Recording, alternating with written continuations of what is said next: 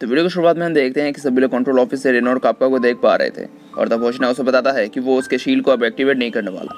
वहाँ पे रेनो तब ये फैसला करता है कि वो अब जो भी करेगा वो कापका के साथ ही करेगा और वो तब कापका को अपने ऊपर उठाकर वहाँ से भागने लगता है क्योंकि पैर टूटने की वजह से कापका भाग नहीं सकता था। होशिना तब उन दोनों को देखकर वहाँ पे बहुत ही ज्यादा हंसने लगता है। कापका तब रेनो को शिनोमिया की तरफ जाने बोलता है। इस तरफ शिनोमिया वहाँ पे सभी काइजू को मार रही थी और अपने सुपर स्पीड की मदद से सभी की मदद भी कर रही थी। वो आगे बढ़ने लगती है जहाँ पर एक भी काइजू तब उसके सामने टिक नहीं पाता। सभी काइजू तब उसके हाथों मारे जाते हैं। शिनोमिया तो उस बड़े काइजू के पास पहुंच जाती है और उस पर हमला कर देती है। ऐसे तब कंट्रोल ऑफिस से सभी लोग देख पाते हैं। शिनोमिया तब उस बड़े काइजू के मुंह के अंदर गोली चला देती है। इससे तब उस काइजू का पूरा शरीर फट जाता है और आखिरकार मारा जाता है। शिनोमिया के पावर्स को देखकर तब कंट्रोल ऑफिस के लोग भी बहुत हैरान होते हैं। वो लोग तब सभी को बताते हैं कि एग्जाम खत्म हो चुका है। वो तब अपने ड्रोन्स को वापस बुलाने लगते हैं। वो तब सभी ड्रोन्स वापस आने लगते हैं। शिनोमिया के पावर्स को देखकर तब होशिना भी बहुत हैरान होता है क्योंकि वो उसके उम्मीद से भी ज्यादा पावरफुल थी। उसे यही बात अब आशिनो भी बताती है कि शिनोमिया सच में उनकी उम्मीदों से भी ज्यादा पावरफुल है। दूसरी तरफ शिनोमिया उस काजू को मारने के बाद आखिरकार सुकून का सांस लेती है। वो तो वहां से जाने लगती है पर तभी उसके पीछे से एक काजू निकलता है जो उसे शूट कर देता है। इस तरफ रेनो और कापका शिनोमिया के बारे में बात कर रहे होते हैं जहाँ पर शिनोमिया की वजह से उन्हें एग्जाम को पास करने में आसानी हुई थी। वो लोग तब एग्जाम के रिजल्ट के लिए इंतजार करने लगते हैं पर तभी वो सभी लोग देखते हैं कि वहाँ के सभी मरे हुए काजू वापस से जिंदा हो रहे थे। उन्हें देखकर तब वो लोग को समझ ही नहीं पाते कि वहाँ पे आखिर चल क्या रहा है। इस तरफ शिनोमिया के उस जगह से बहुत ही ज्यादा खून निकलने लगता है। वो तब अपने शील्ड को एक्टिवेट कर देती है जिससे वो अटैक तब उसके हार्ट तक नहीं पहुंच पाता। शिनोमिया तब उस काजू के साथ लड़ने के लिए बिल्कुल तैयार होती है पर तभी वो काजू बात करने लगता है। इसे देखकर तब शिनोमिया चौंक जाती है क्योंकि काजू बात नहीं करते। वो काजू तब देखता है कि शिनोमिया ने अपने आप को सूट की मदद से हील कर लिया था।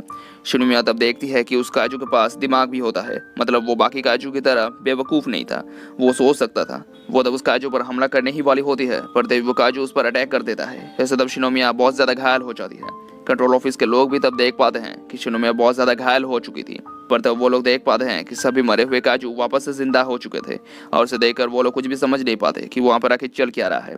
वो तब देखते हैं कि जिंदा हुए काजू के पास और भी ज्यादा बढ़ चुकी थी।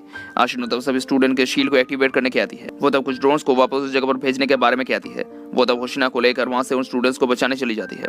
इस तरफ एग्जाम वाली जगह पर इमरजेंसी अलर्ट लग जाता है। इससे तब सभी स्टूडेंट्स वहाँ से भागने लगते हैं। दूसरी तरफ वो बड़ा काजू और भी ज्यादा पावरफुल हो जाता है और उसे तब घायल पड़ी हुई शिनोमिया देखने लगती है पर वो तब भी हार नहीं मानती और अपने घाव को सूट की मदद से हील करने लगती है पर तब वो काजू उस पर वार करके उसे दूर कर देता है। इससे तब उसमें और उठने की हिम्मत नहीं होती।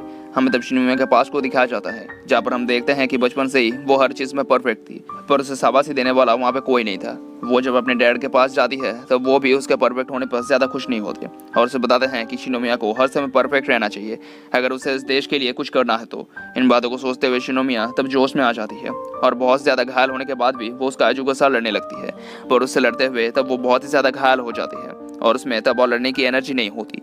वहाँ पर तब कुछ ड्रोन्स की मदद से कंट्रोल ऑफिस के लोग आशिन और होशिना को बताते हैं वो काजू पहले से ज्यादा पावरफुल हो चुका है और वो अब हमला करने के लिए एनर्जी इकट्ठा कर रहा है।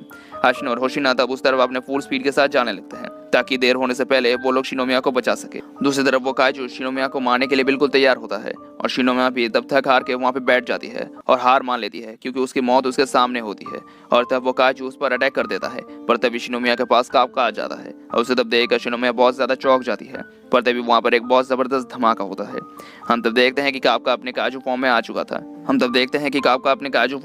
था। इसने तब उस अटैक को रोकते हुए शिनोमिया के जान को बचा लिया था। कापका तब शिनोमिया का शुक्रिया अदा करता है क्योंकि उसकी वजह से ही सभी लोग वहां से सही सलामत निकल पाए थे और वो तब उस काजू के साथ लड़ने के लिए बिल्कुल तैयार होता है। दूसरी तरफ हम देखते हैं कि बाकी लोग तब उन काजू के साथ लड़ रहे होते हैं और घायल हुए लोग तब एक सिग्नल फ्लेयर का पीछा करने लगते हैं ताकि वो किसी सुरक्षित जगह की तरफ जा सके। हिरोनो तब सोचने लगता है कि जब बाकी काजू जिंदा हो रहे थे तब एक आदमी आके उन्हें बताता है कि बड़ा काजू वापस से जिंदा हो चुका है और शिनोमिया उससे अकेले लड़ रही है।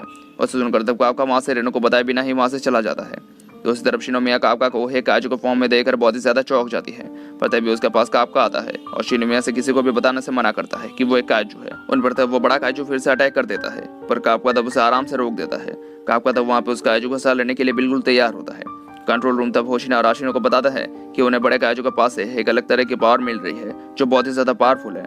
कंट्रोल रूम तब कहती है कि उस काजू की फॉर्टिट्यूड पावर है 9.8। वो सुनकर तब होशिना बताता है कि उनके मेजरमेंट में जरूर कोई प्रॉब्लम है क्योंकि अगर ये सच है तो वो काजू आज तक का सबसे पावरफुल काजू होगा। इस तरफ कापका अपने पूरे काजू पावर्स का एक्टिवेट करता है और उस काजू को एक पंच मारता है। इससे वो पूरा काजू ही वहां से फट जाता है। कापका तब शिनोमिया के पास आता है और बताता है कि वो शिनोमिया को सेब देकर खुश है पर उसे खुद को इस खतरे में नहीं डालना चाहिए था।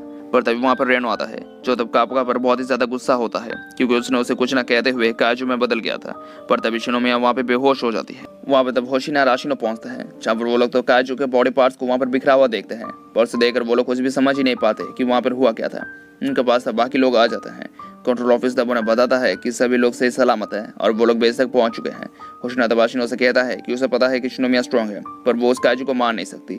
आशिनो तब बताती है कि काजू का जिंदा होना और उसका मारा जाना वो लोग कभी भी बहुत कुछ नहीं जानते। होशिना तब सोचता है कि ये बिल्कुल वैसा ही है जैसा उन्होंने 3 महीने पहले देखा था। इस तरफ कापका हॉस्पिटल में एडमिट होता है और उसके पास तब रेनो उसे कहता है कि शिनोमिया भी हॉस्पिटल में एडमिट है और उसे डिव स्पोर्ट्स की बेस्ट ट्रीटमेंट दी जा रही है। वहाँ पे तब कापका बहुत ही ज्यादा खुश होता है क्योंकि आखिरकार वो लोग उस मुश्किल के वक्त से बाहर निकल चुके थे। पर कैप्टन आशिनो तब उनके सामने आती है, जो तब उनका शुक्रिया अदा करती है क्योंकि घायल शिनोमिया को बचाने में उन दोनों का बहुत बड़ा हाथ था। वो तब वहाँ से चली जाती है। कापका तब उसे बुलाने जाने वाला होता है, पर तब वो रुक जाता है और सोचने लगता है कि वो उसके साथ अभी बात करेगा जब वो एक ऑफिसर बनेगा। दूसरी तरफ हम शिनोमिया को देखते हैं, जिसके पास अब वाइस कैप्टन होशिना आता है और उसको शुक्रिया अदा करता है क्योंकि उसने ही बड़े काजू को मार गिराया था। और शिनोमिया भी तब ये मान लेती है कि उसने ही उस काजू को मारा था क्योंकि वो कापका की सच्चाई सामने लाना नहीं चाहती थी। दूसरी तरफ हम एक जगह पर उस इंटेलिजेंट काजू को देखते हैं जो अपने फोन में न्यूज देख रहा होता है और वहाँ पे वो काजू नंबर 8 के बारे में भी सुनता है और तब वो एक इंसान में बदल जाता है। मतलब वो बिल्कुल कापका की तरह ही था। और तब हम देखते हैं कि वो काजू डिस्पोजल टीम का एक मेंबर होता है, जहाँ पर रेनो और कापका काम करते थे। और इसके साथ ये वीडियो खत्म हो जाता है। Thank you for watching.